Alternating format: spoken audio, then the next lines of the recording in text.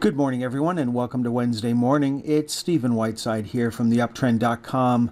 In the pre-market this morning, stock index futures and commodities are currently trading below fair value. Dow futures currently down another 100 points. We've got Bitcoin down over $3,000 in the pre-market on Wednesday morning.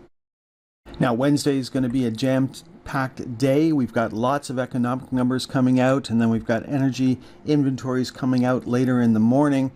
Yesterday was a bit of a flash crash. Somebody hit the panic button, and of course the headline is that the Dow was down over 500 points on the day and back on a daily sell signal. It was month end. Month end are supposed to be bullish. It's supposed to have a bullish bias to it. It's not supposed to flash crash coming into a Fed meeting. You know, we expect volatility to expand after 2 p.m. this afternoon, not the day before the Fed meeting. Usually people keep their cards pretty close to their chest coming in to today, but that's certainly not what happened yesterday. We saw the US dollar spike higher yesterday. We saw the price of gold and silver come down.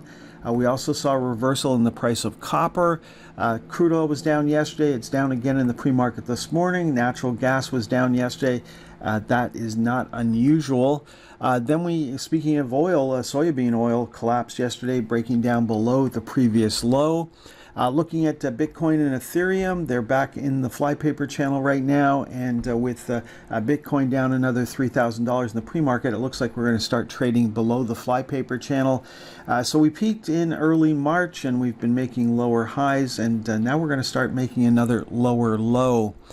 Looking at the bonds, they reversed yesterday. Emerging markets back on a sell signal. Junk bonds down sharply yesterday. Now, when I show these bond ETFs, I'm not expecting too many people to be trading them. The volatility is very low.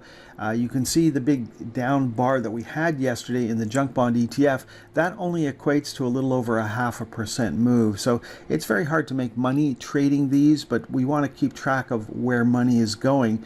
And the emerging markets, junk bonds, it's a good way to see if the market is willing to take on risk. And as you can see, we had a little reversal in that yesterday.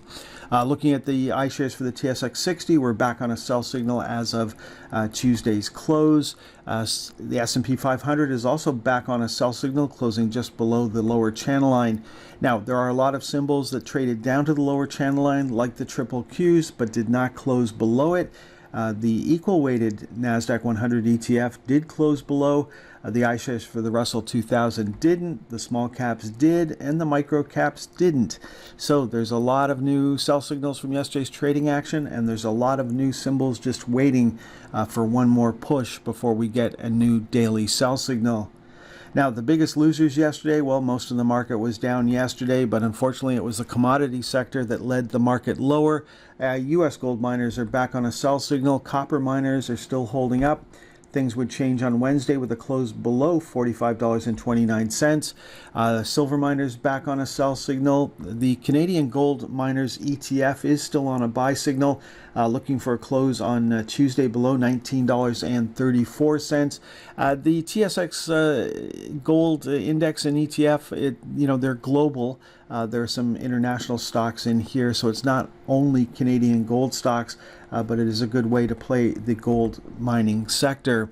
Then looking at energy stocks, the ETFs are back on sell signals on both sides of the border as of Tuesday's close. Now, the biggest winners yesterday, and there weren't that many, but it was marijuana stocks were the biggest gainers yesterday, and there was only a couple of positive sectors yesterday, but potential change in U.S. policy shot the alternative harvest ETF up over 26%. The Horizons Marijuana Life ETF was up 16% on the day. Huge moves up. We didn't catch these moves. Unfortunately, most of the marijuana stocks and ETFs were on sell signals coming into yesterday's trading action.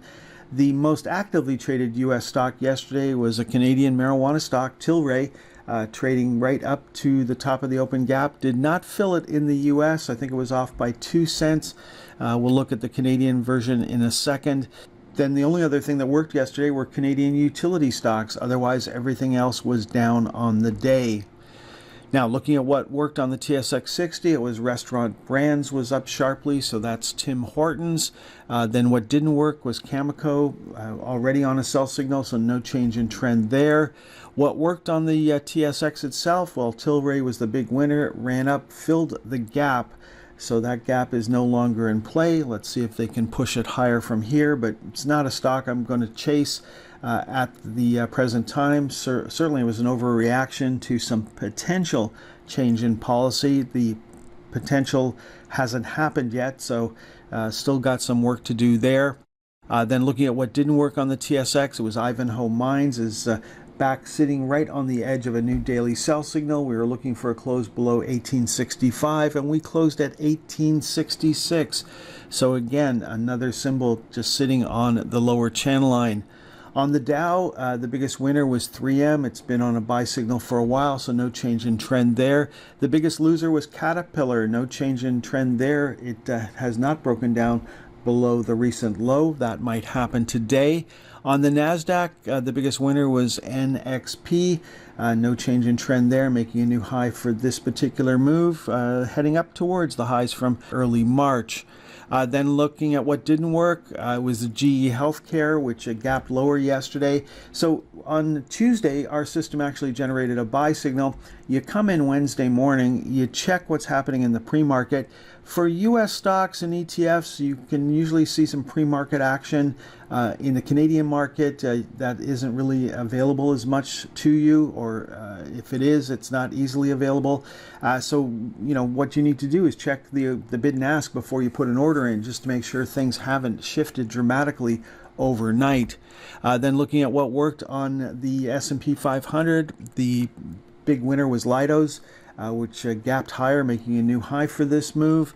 And what didn't work? Well, it was GE Healthcare, just like on the NASDAQ. The second biggest loser on the S&P 500 was Molson Coors.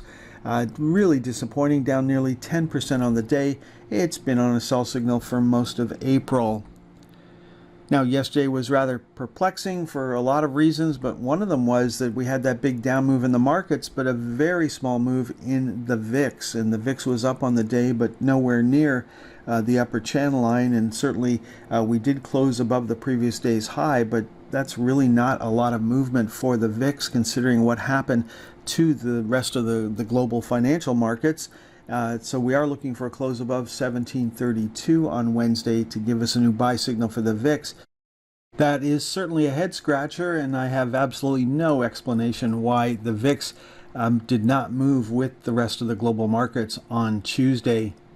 Okay, folks, that is all for this morning's presentation. So far, we've got stock index futures trading lower. We've got Bitcoin down over $3,000 in the pre-market. We do have a lot of economic numbers coming out, and then we've got the Fed this afternoon. So I don't know what's going to happen, but what happened yesterday is not a good sign for the health of the overall stock market. Enjoy the rest of your day. Next time you'll hear my voice is on Thursday morning. Thank you for watching today's presentation. If you found this video useful, please consider hitting the like button, sharing it, and subscribing to our channel to ensure you never miss a video. We look forward to having you join us for our next daily market update.